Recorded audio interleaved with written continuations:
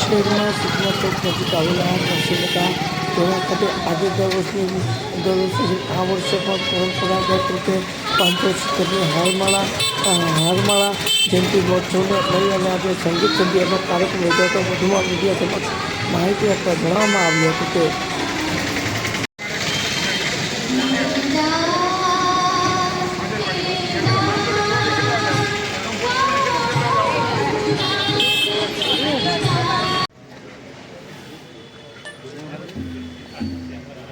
હું મહેતાજીની કૃષ્ણ ભક્તિ વિશે વાત કરું. ગૌરવભાઈ, આપને પણ વિનંતી કે આપ આવી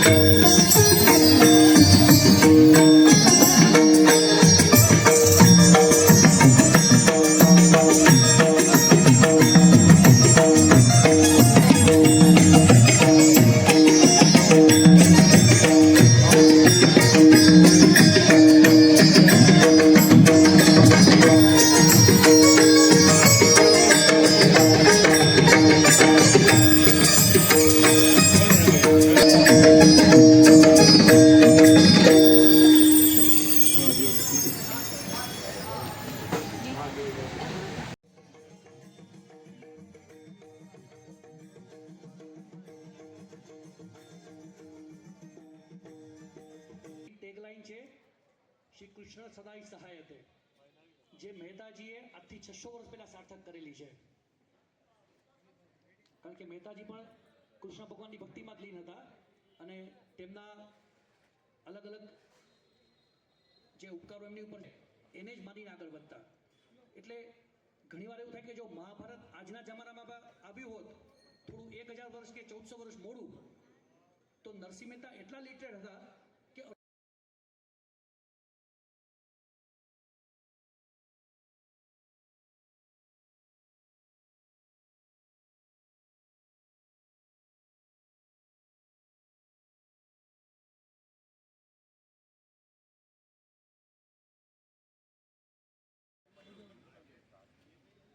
હું નરસિંહ મહેતા ચોરા પ્રમુખ શ્રી ધવલભાઈ વસાવડાને વિનંતી કરીશ માનનીય ધારાસભ્ય શ્રી સંજયભાઈનું મોમેન્ટો આપી અને સ્વાગત કરે. કે લગનગાળો ભરપૂર ચાલુ છે, પણ નરસિંહ પ્રેમી જે પણ લોકો આવ્યા છે એમની આપણે બખૂબી નોંધ લેવી જ જોઈએ.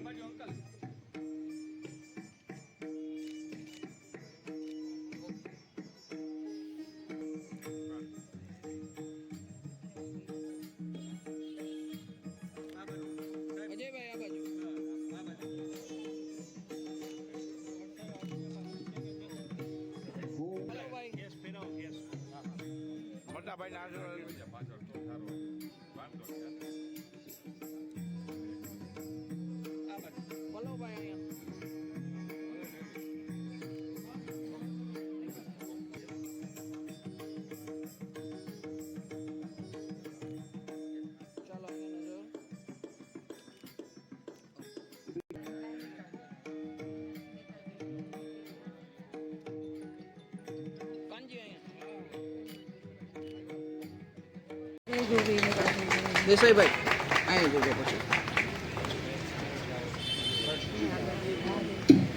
ખાલી આ બાજુ જય અટેશ. આજ રોજ દર વર્ષના ક્રમની જેમ નરસિંહ મહેતા ચોરા મુકામે 570મી હારમાળા જયંતિમાં ઉપસ્થિત જૂનાગઢના લોકલાડીલા ધારાસભ્ય સંજયભાઈ, નગર સેવક શ્રી શૈલ, પૂર્વ મેયર શ્રી આદ્યાબેન તેમજ ઉપસ્થિત સર્વે નાગર બંધુઓને મારા વંદન. જુનાગઢની ભૂમિ એમ કહેવાય છે કે નર અને નારાયણની ભૂમિ છે. જુનાગઢની ભૂમિ કહેવાય કે દત્ત અને દતારની ભૂમિ છે. જુનાગઢની ભૂમિ જ્યાં નર છે ને નરસિંહ પણ છે. આ ભૂમિ ઉપર જ્યારે આપણને અવસર મળ્યો છે ને આ ભૂમિ ઉપર જ્યારે આપણે ગીતો ગાયા છે કે મારી હુંડી સ્વીકારો મહારાજ રે શામળા ગિરધારી, ભગવાનને પણ ભક્તિના ભાવથી ખુદ સાક્ષાત ભૂતલ ઉપર આવવું પડે 52 વખત. એવા આપણે આજે નરસિંહ મહેતાની હારમાળા અને નરસિંહ મહેતાજીને યાદ કરવા જ્યારે ઉપસ્થિત થયા છે ત્યારે નરસિંહ મહેતાજીને ખરેખર એમના ભાવથી, એમની ભક્તિથી, એમના જીવનથી ને એમની કૃષ્ણ ભક્તિથી આપણે એમને આજે 650 વર્ષ પછી પણ આપણે એમને જ્યારે યાદ કરીએ છીએ ત્યારે એમના વિચારો અને એમનો ભાવ આપણા જીવનમાં કાયમી રહે. અને એમને જે ભક્તિ કરી હતી એટલી તો નહીં પણ થોડી ઘણી ભક્તિ પણ કરવાની, કૃષ્ણ ભગવાનની ભજવાની એમની પાસેથી આપણે શીખ લઈએ. અને જે હમણાં વાત કરીએ ને લાલો પિક્ચરમાં કહે કૃષ્ણ સદા સહાય છે, આપણે તો એમને સાક્ષાત નરસિંહ મહેતા આ તો અત્યારે મૂવીમાં પણ નરસિંહ મહેતાજી સાક્ષાત કૃષ્ણ ભગવાનને જ્યારે પોતાની ભક્તિથી, પોતાના ભાવથી અહીંયા જ્યારે સાક્ષાત લેવા હોય ત્યારે કહેવાય છે ને વૈષ્ણવ જન તો તેને જ કહીએ જે પીડ પરાઈ જાણે રે. પીડોની દુખા, લોકોના દુઃખ દર્દ દૂર કરી પીડ પરાઈ જાણે, પર દુઃખે ઉપકાર કરે તોય મન અભિમાન ન પાય રે. એવા જ આજે નરસિંહ મહેતાજીને વંદન અસ્તુ. ભારત માતા કી જય. જય આટકેશ. વિનંતી કરીશ કે બે શબ્દો આવી ગયું. હું આદ્યશક્તિબેન આ બે શબ્દો ઓકે. તો આપ સર્વેની સંમતિ સાથે મહેતાજીના ભક્તિભાવને પ્રદર્શિત કરવા અહીં ખુશાલી બુચ અને ગૃહ કાર્યક્રમનો દોર હવે ખુશાલી બક્ષીના હાથમાં.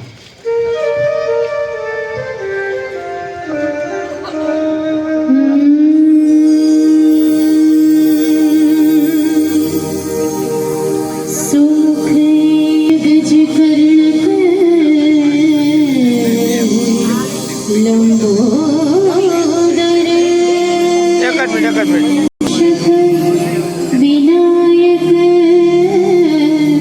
तो गणाध्यक्ष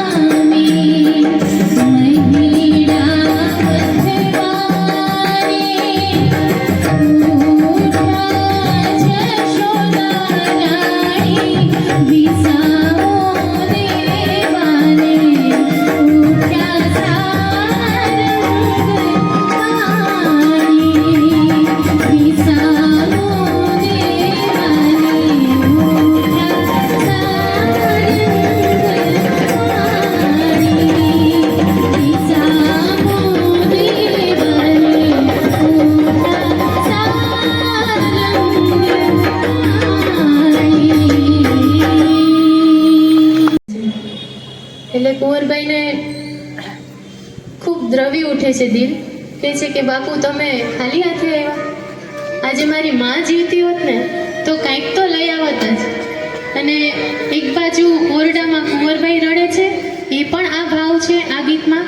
અને બીજી બાજુ નરસિંહ મહેતા છે કે જે કુંવરબાઈના ઘરના બીજા ઓરડામાં માત્ર રાધે શ્યામ રાધે શ્યામ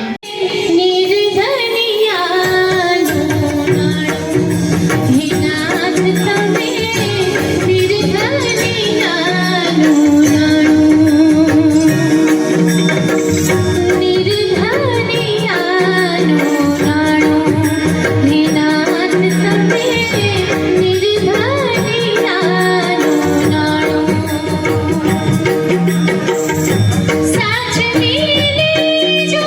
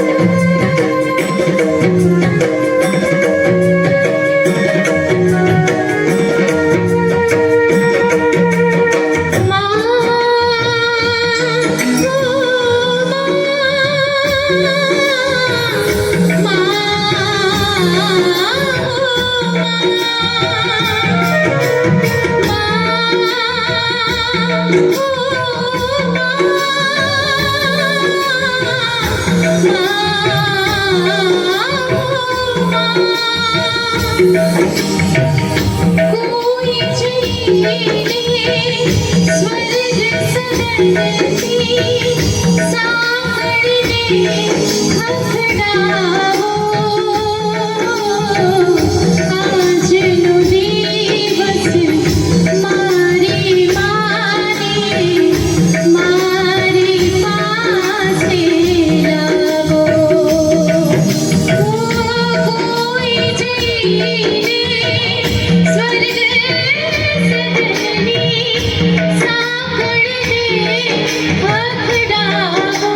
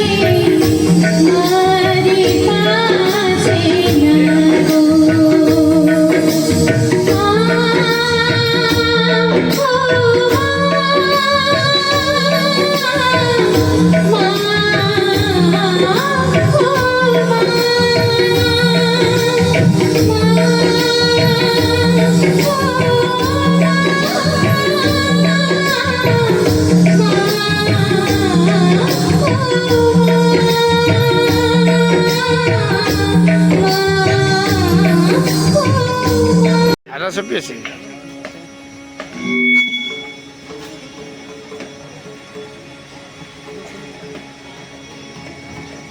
સૌ મહાનુભાવ રૂપારેલિયા, શૈલેષભાઈ દવે, યોગીભાઈ પડિયા, અશોકભાઈ ભટ્ટ, આપનો કિંમતી સમય કાઢી આપ અહીં આવ્યા. એક નાનકડી જાહેરાત, એટલે નરસિંહ મહેતા હારમાળા જયંતિ અને માગસર સુદ 11 એટલે ગીતા જયંતિ. દર વર્ષની જેમ આ વર્ષે પણ ગીતા જયંતિની ઉજવણી શ્રી અનંત ધર્માલય ખાતે તારીખ 1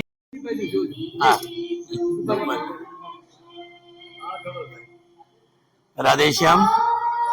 મારું નામ ધવલ વસાવડા.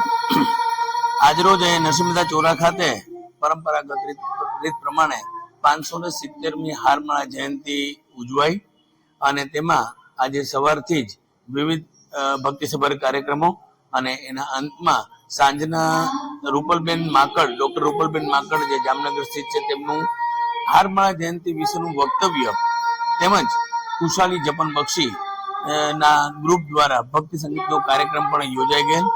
આ સંપૂર્ણ કાર્યક્રમ દરમિયાન જુનાગઢના મેયર શ્રી, જુનાગઢના ભાજપ પ્રમુખ શ્રી તેમજ ધારાસભ્ય શ્રી સંજયભાઈ કોરડિયા, પૂર્વ મેયર શ્રી અને પૂર્વ પ્રમુખ નરસિંહ મહેતા ચોરા સમિતિના પણ હાજર રહેલ અને તમામ નરસિંહ પ્રેમીઓની હાજરીમાં ખૂબ જ સરસ રીતે આજનો આ પ્રસંગ ઉજવાયેલ.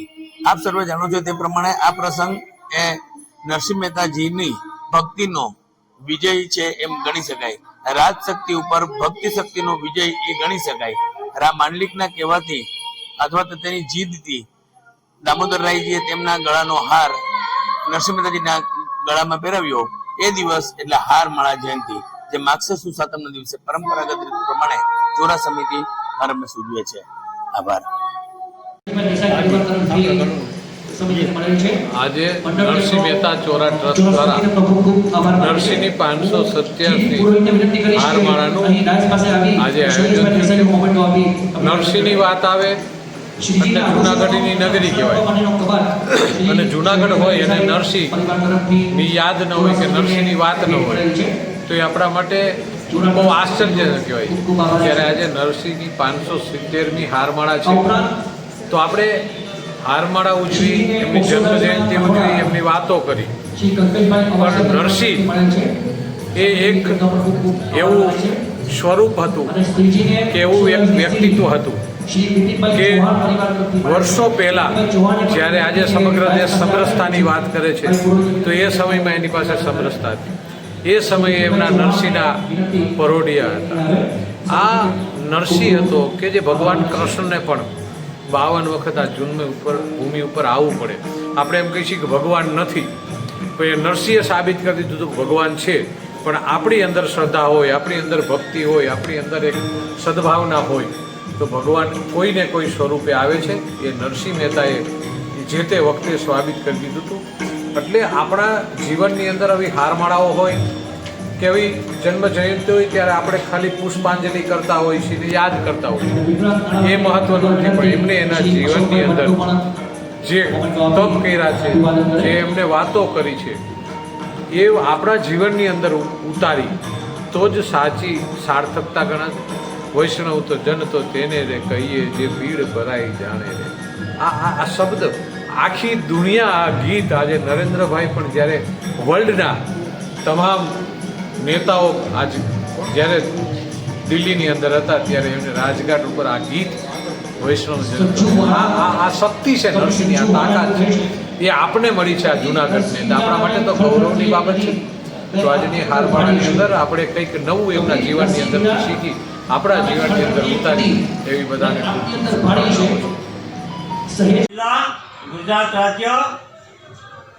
હું મહામંડલેશ્વર શ્રી બજરંગદાસ ઉદ્યાન નિર્માણ મહારાજી, ઉદાસીન પંચાયતી બળાખેડા, કેન્દ્ર કે અમે ભારતના પનોતા પુત્ર નરેન્દ્રભાઈ મોદી प्रधानमंत्री ने હું રજૂઆત કરી રહ્યો कि आपने अयोध्या मेरे को निमंत्रण दिया था, अयोध्या में पधारे थे और रामभद्र आचार्य यज्ञ में बिठाया था और मैंने अच्छा लाभ लिया.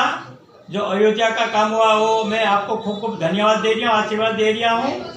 और दूसरी मेरी ये रजूआत है कि जो हमारा अखिल भारत साधु समाज का 13 अखेड़ा है, 13 अखेड़ा साधु समाज के पहले से आपको रजूआत है कि आप हिंदू राष्ट्र की घोषणा कर दो।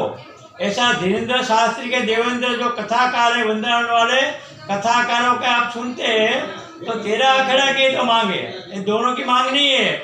जो आप 2 साल आपका रहा है, 2027 में चुनाव आने वाला है, उससे पहले आप हिंदू राष्ट्र की प्रधानमंत्री नरेंद्र भाई मोदी आप करोगे तो अच्छा रहेगा, तो आपका नाम अमर हो जाएगा, राम राज्य हो जाएगा, विश्व में हिंदू आपकी प्रशंसा करेगा। अगर आप निवृत्त हो जाओगे प्रधानमंत्री में थी तो हिंदू राष्ट्र ये लोग नहीं होने देगा, दूसरे लोग। तो मैं राजनाथ सिंह को, प्रधानमंत्री नरेंद्र भाई मोदी को मैं रजूआत करिया 13 अखेड़ा तरफी साधु समाज से कि मैं महामंडलेश्वर राष्ट्रीय संत हूँ, स्वामी बजरंगदास जी गुजरात, सोमनाथ महादेव। तो आप मेरे को जो अयोध्या का निमंत्रण मैंने स्वीकारा था और मैं आए थे, अच्छा लाभ मिला। और जब आप गुजरात में सीएम था तब आपका सम्मान हुआ था, तब मैंने आपको कान में बोला था कि आप भारत का बड़ा प्रधान मोदी साहब बनोगे, पर हिंदू राष्ट्र आप घोषणा कर देना। तो अभी तक आपने नहीं किया, तो हमारे साधु समाज 13 अखेड़ा की मांग है कि हिंदू राष्ट्र घोषणा कर दो। मैं तपस्वी बाबा हूँ, मैं हनुमान जी को मानता हूँ, बाहर कम जाता हूँ। वो तो आपने जो मेरे को पत्रिका भेजा है राम मंदिर की, इसलिए मैं आया था। अभी भारका तीर्थ से बेरावल में मैं खुद तपस्या कर लिया हूँ। मैं तपस्वी महात्मा विश्वामित्र महाराज का परिवार है। विश्वामित्र था तो राम ने धनुष तोड़ा, नगर टूटने वाला नहीं था। तो मैं भी तपस्वी हूँ। आप जो राजनीति है उसके ऊपर धर्म नीति है, राजनीति है और उसके ऊपर धर्म नीति आप नोट कर लेना। हमारे 13 अखेड़े की मांगे कि जो हमारा 13 अखेड़ा है और राष्ट्रपति मान्यता दिया हुआ परंपरा थी, कुंभ का मेला बनाते हैं। तो मैं बड़ा अखेड़ा का महामंडलेश्वर बोल गया हूँ, इतना कि मैं विराम देता हूँ। કેટલા મિનિટ થયો?